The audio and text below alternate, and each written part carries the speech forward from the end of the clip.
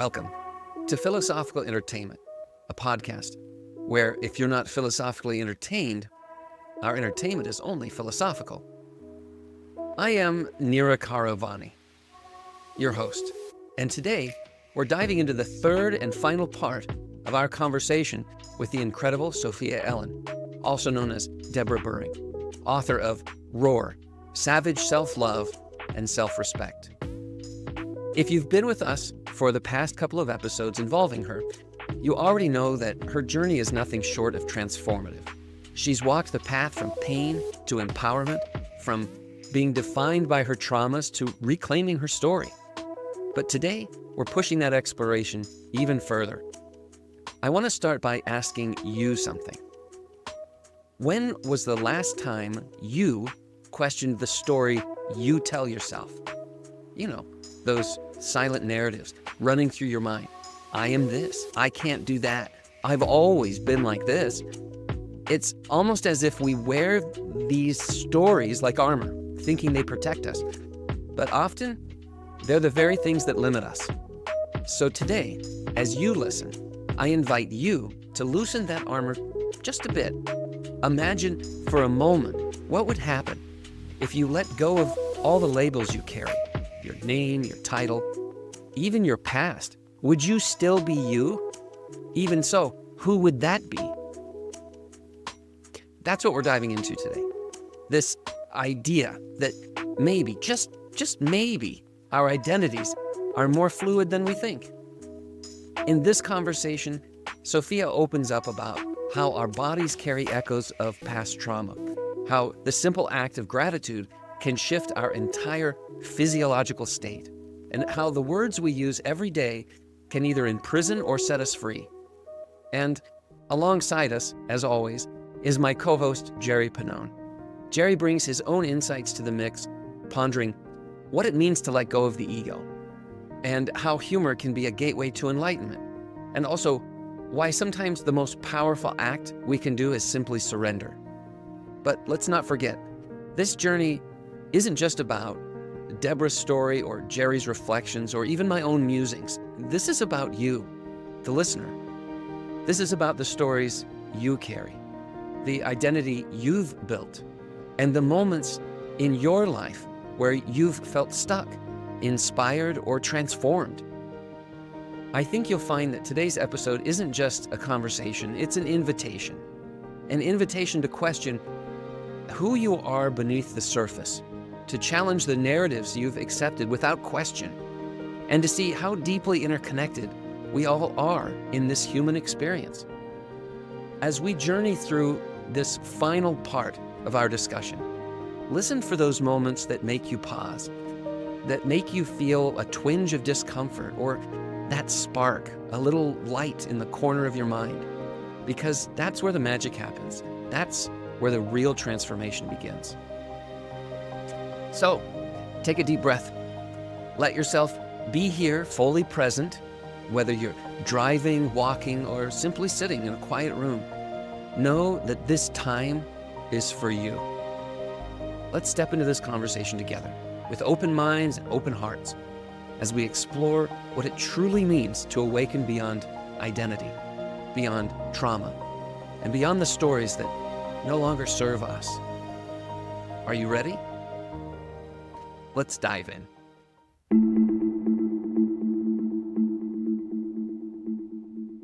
I think the concept of becoming nobody is helpful. We all have professions, and we've all been in different professions, right? And the professions provided esteem, they provided financial stability, all the things that our egos desire and need, essentially, because we have to survive. But we also get to that point where we recognize the ego attachments to those professions and saying, or in defining who we are so limited. And once we let go, either by force, we reach retirement age and they kick us out of whatever we're doing, or we decide through our own volition that, okay, I don't want to do this anymore. we confront that realization that, well, that profession gave me an identity. I was a Mr. So-and-so or a Miss this or, attorney with a shingle out or a nameplate and so on. And when I walked into the firm or the business, people respected me and I had this identity that was valued by society. But then, for example, when I retired from teaching, I was head of a department and I went from being this somebody to being nobody. And there's a ego shock about that. And it took a while to pursue being nobody, to enjoy being nobody, that I didn't have to depend on that artificial prompt telling me every day that, oh, this is who you are, and you define yourself by what you do. And no, it's like I related it before, but that idea that you're really busy being then. You're just trying to be. And what you're meant to be is that spiritual self that is the true value of who you are. And that process is for some, maybe it's instant, have a spontaneous awakening. For others, it's a much longer route to that spot where the dominoes have to fall. Each trauma has to be let go of. Each experience has to be learned from. And that, whether people believe in reincarnation or just the experience of living a life, we have to finally come to that spot of awakening where we can be nobody. We can be the person who experiences it, but we don't need to cling to that identity.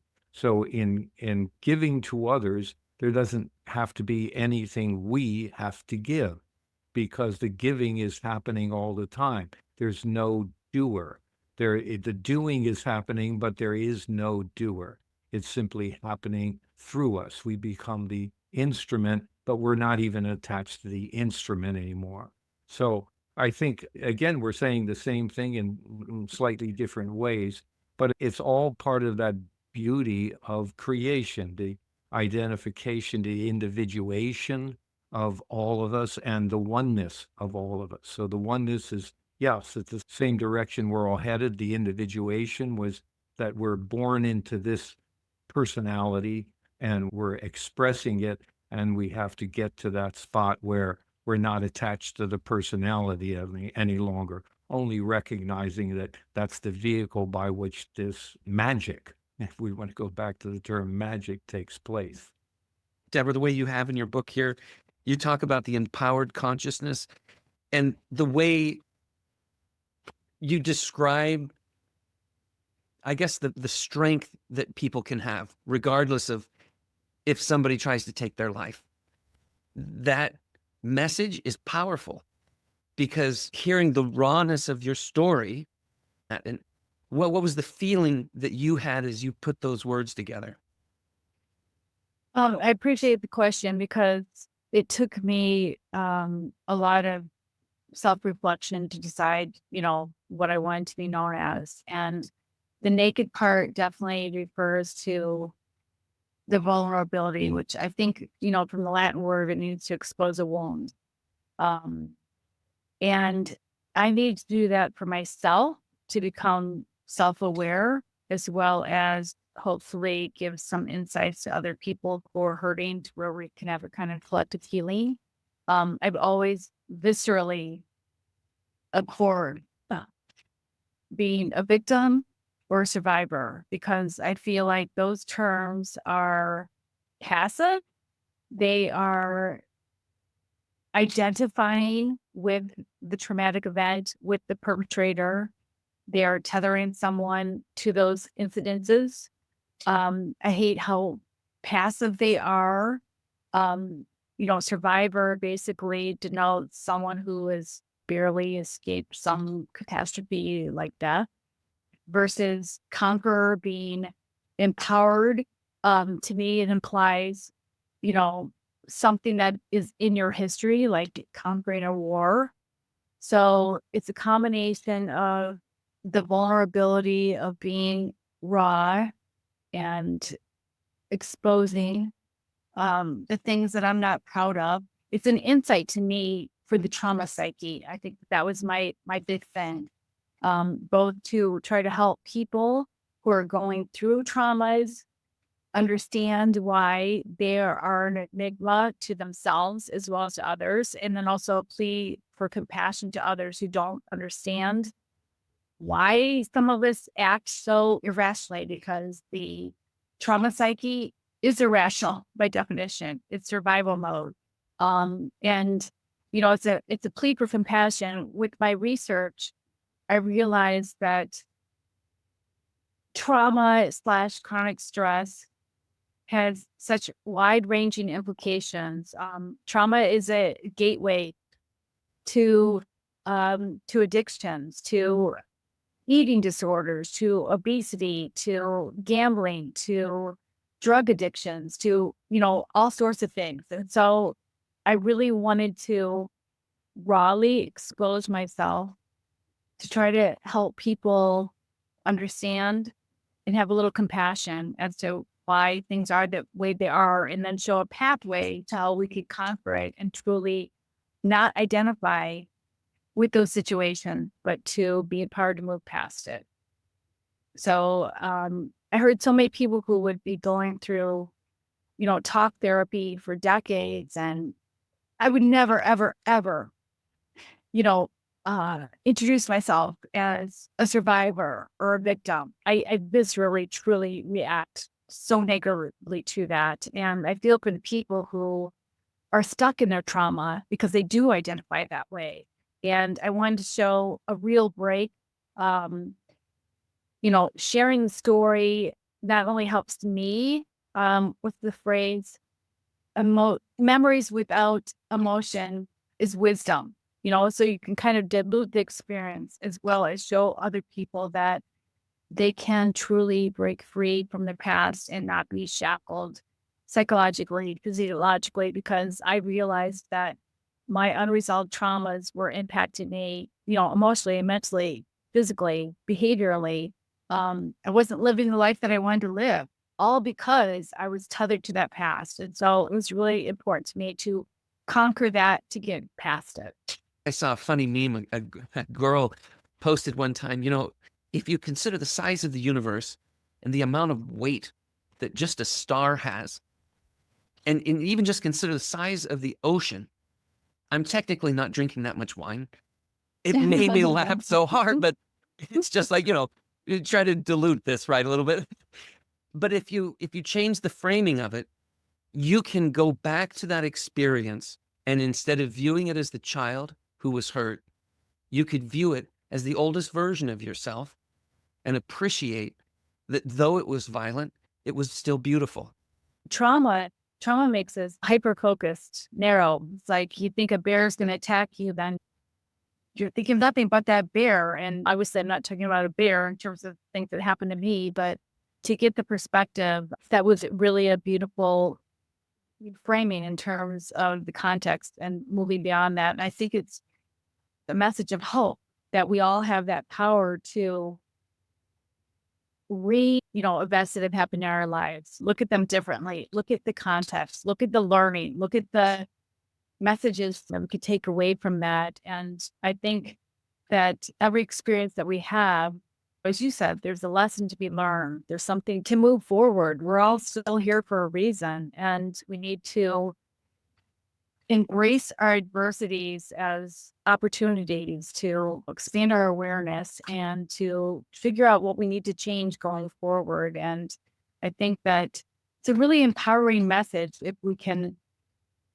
And that's why I don't want to say I like to talk about trauma, but to break the taboo, because when there's the darkness, when one of the worst things about trauma, in my opinion, from people I've talked to as well, is feeling like you're alone. But there's something you can't talk about. It's so freaking dark and scary and suffocating. And we need to expose it to light. We need to expose it to light, whether it's within our own self-awareness or sharing with other people, to dilute, again, not diminish, but to dilute that. Because if you can't talk about it to anyone, that's the worst feeling in the world.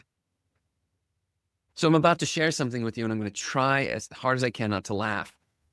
But when I was in the police academy, they...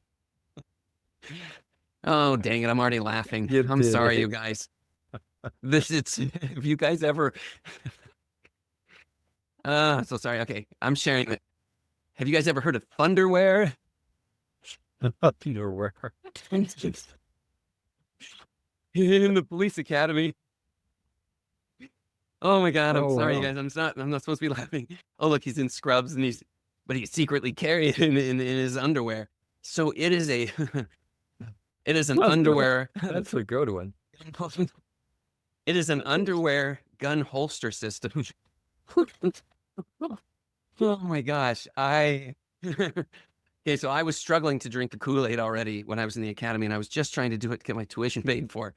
And whenever I tell somebody that I used to be a cop, I feel like I'm trying to explain how I used to be a stripper. Like it was just for school. Like it didn't mean any. So I'm in the police academy, right? And they've got you so assed up that everybody's trying to kill you because they are. That this guy from the shooting range was. I got disciplined because I laughed, but I thought he was joking. But he came out and he. Put on his underwear.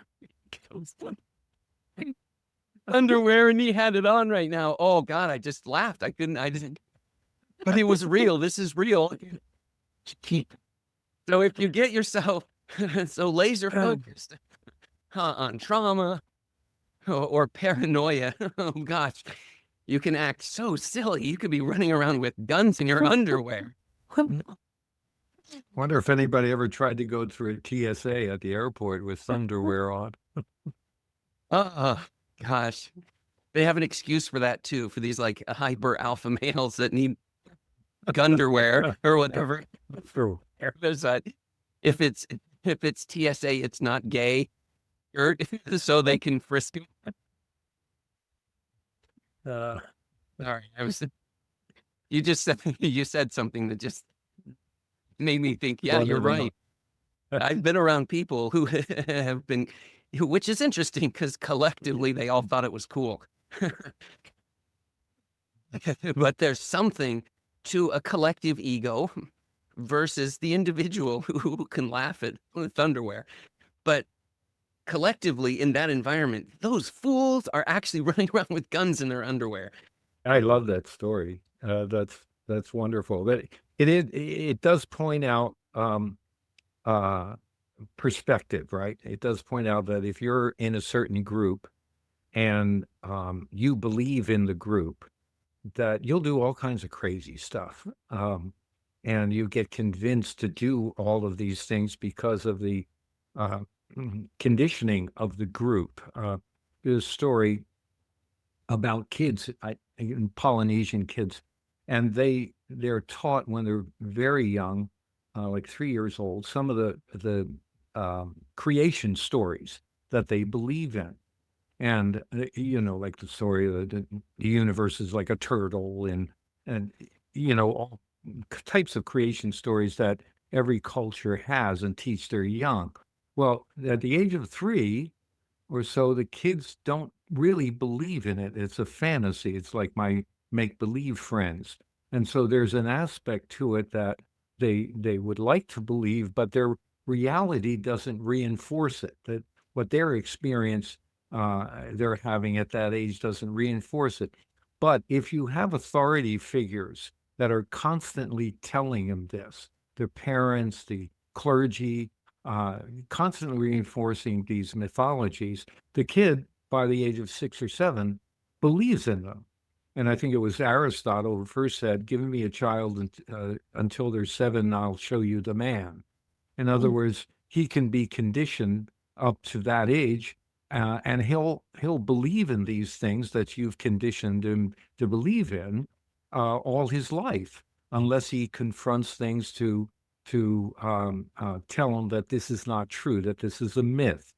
And so, we're living in an age now where, as we talked before, where science is proving that these myths don't exist, that they're not true, but you need story to keep groups together, right? Yuval Harari brings out that in his book *Sapiens*, where beyond 150, we can't know people on an intimate level, where we can trust them, where we can believe in the group. So we create stories to bring larger groups together so that we will be stronger.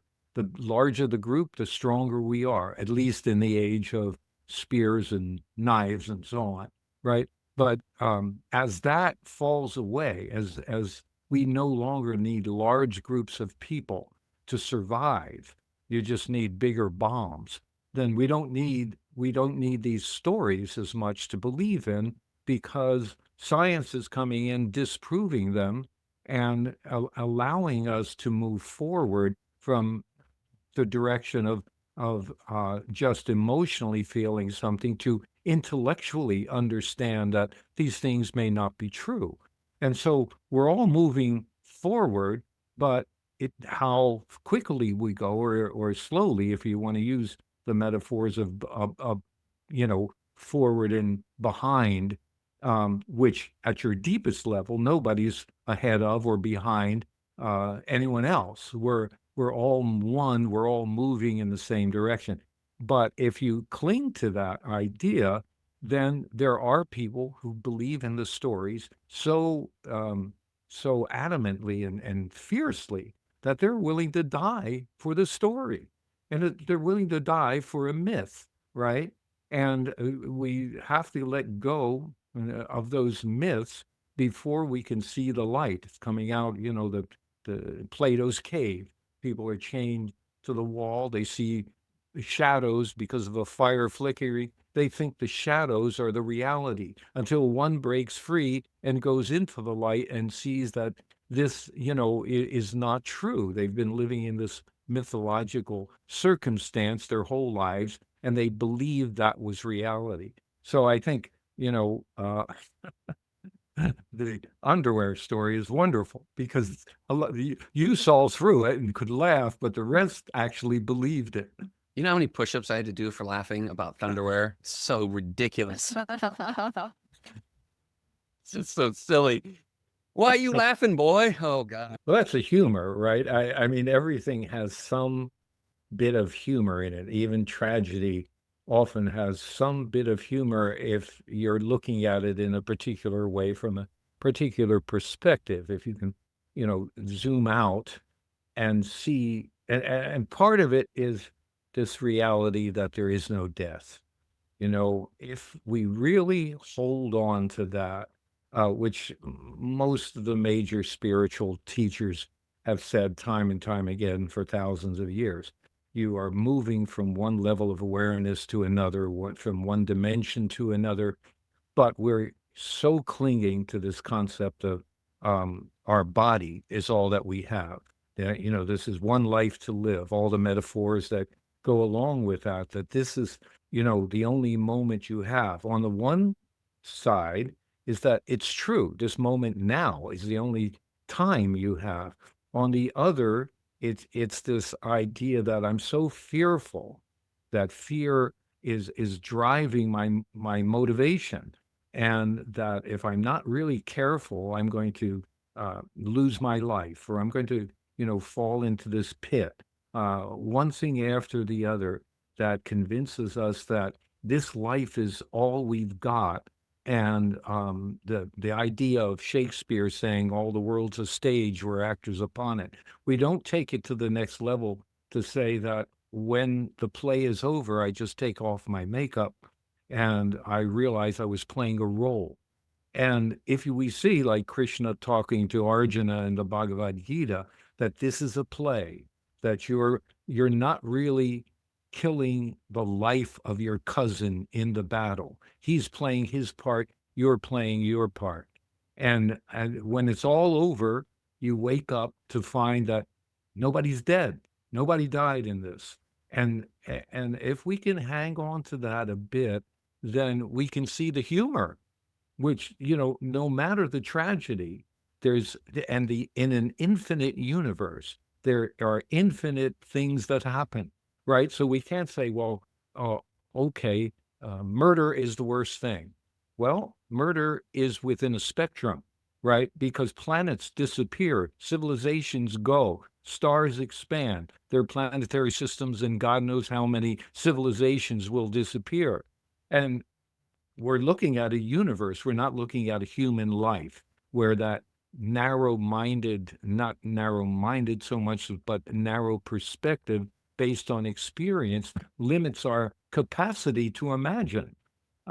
So if we can get to that place where we understand there is no death, you're playing your part in the play. And once you have finished your part, you let it go. And you go on to whatever else you're going on to, then we can see there's joy. There's joy in the whole thing. Gee, I'm playing the part of a murderer.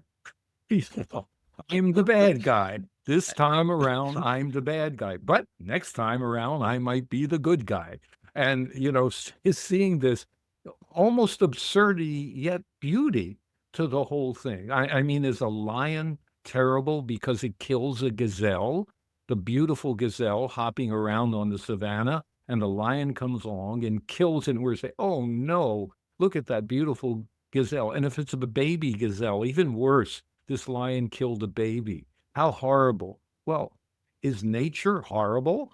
No, there's a beauty to nature, even within that confine of death. There's a beauty to it. And you just have to step out far enough to see it and accept it. And that acceptance of no death, not for the gazelle, not for me, not for you, but beyond it, there's an awareness that, everything is okay. Everything's in the right place. We're just working it out. It reminded me of, so there's that improv, a scene work method where two characters are talking and they call back to like a memory or something funny that they both participated in.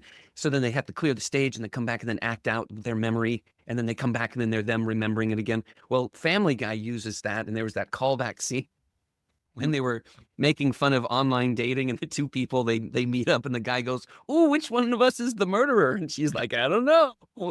And but it's funny which characters we have to be in our lives.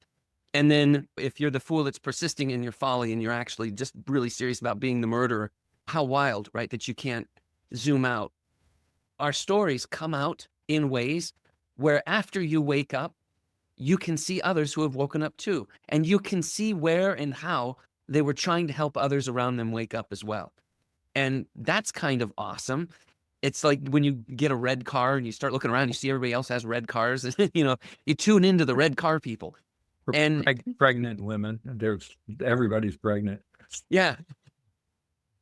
I've looked pregnant. But different problem. But it was a different problem. Yeah. Yeah. But it is interesting to consider how, if you're stuck as the character, just hearing the message that a fool who persists in their folly eventually becomes wise could help maybe trigger that question of, am I the fool? Is the joke on me? Am I going to win this really? Being born into this game of Monopoly this far into it?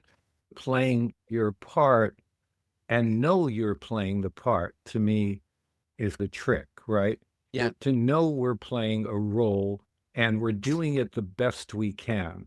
I remember many years ago in the 60s, the sage Mayor Baba, who was popular in those days, he was asked the question, what if you find yourself on the wrong side of a war and you know you're fighting on the wrong side?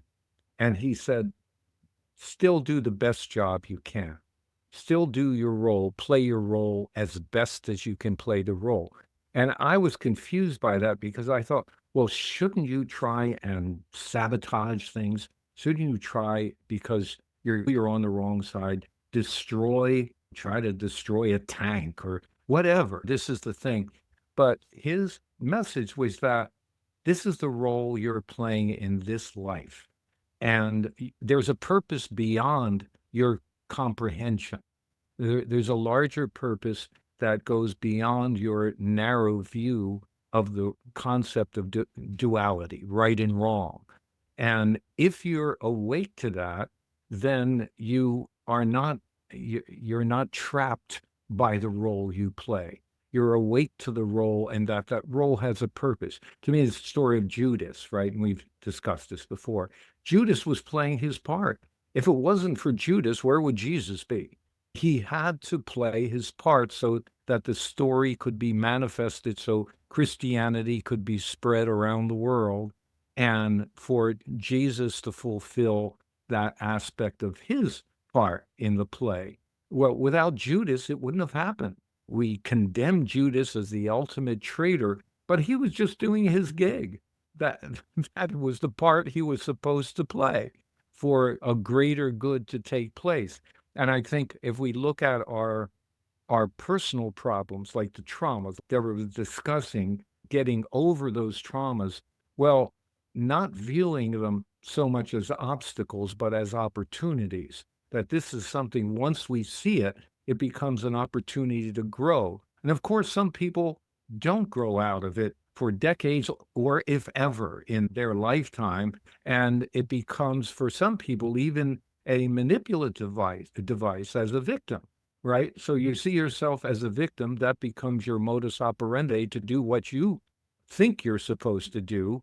And then there's very little growth until you see yourself as the victim who's using victimhood to get what they want. And that often is some sort of survival. But until we can see ourselves as the observer, then it's very difficult to do. But we have to see ourselves as that observer of self in order to basically awaken to it and move away. Even in that, it's fascinating, right?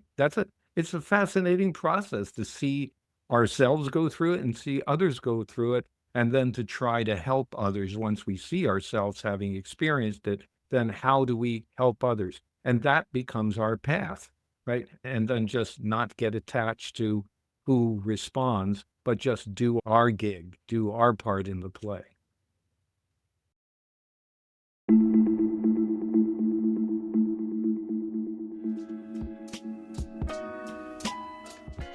And just like that, we've reached the end of this incredible conversation. Our third and final part with Sophia Elan, also known as Debra Buhring. If you've been with us through this journey, I hope you're walking away with something that lingers, something that sits with you, maybe even unsettles you in the best possible way. And I'm not talking about thunderwear. Because that's what real transformation feels like, doesn't it? It's not always clean or comfortable. It's that moment when you hear something and you feel a little shift inside, like a door cracking open. You don't quite know what's on the other side, but you don't care because you can't ignore it anymore. And that's the thing about awakening. It's not about adding more to who we are. It's about letting go of what we're carrying. It's about letting go of the stories we clung to, the identities we've built, the labels we thought defined us. And instead realizing that beyond all of that, we are still here. We still exist, maybe even more fully than before. So if there's one thing I want to leave with you today, it's this. What if, just for a moment, you stopped identifying with your past? What if, instead of seeing yourself as someone who went through something, you saw yourself as someone who grew through something? How different would your life feel? Because you're not your trauma. You are not your pain. You're not even the stories you tell yourself. You are something so much more expansive, so much more fluid. And you have the power at any moment to rewrite the way you see yourself. If this conversation resonated with you, if Debra's insights, Jerry's reflections, or anything we discussed today sparked something in you, go deeper. Debra has shared so much wisdom with us, but this is just a glimpse of her work. You can connect with her, learn more about her book, Roar, Savage Self-Love and Self-Respect, as well as her upcoming United States book tour, and explore the ways she's helping others reclaim their power at www.awaken.com. www.philosophicalentertainment.com/Sophia. Again, that's philosophicalentertainment.com/SOPHIA. You'll find everything you need there. And as always, if you've enjoyed this episode, share it with someone. You never know who might need to hear this today. Maybe someone in your life is stuck in their story, feeling they can't escape the identity they've been given. Maybe this episode is the nudge they need to see themselves differently. And if you want to keep these conversations going, stay connected with us. Subscribe, leave a review, reach out. Let's keep this dialogue open, because the more we talk about these ideas, the more we invite each other to wake up. I am Nirakara Vani, and this has been Philosophical Entertainment. I say this at the end of every episode, but I mean it. Until next time, take care of yourself and love without delay.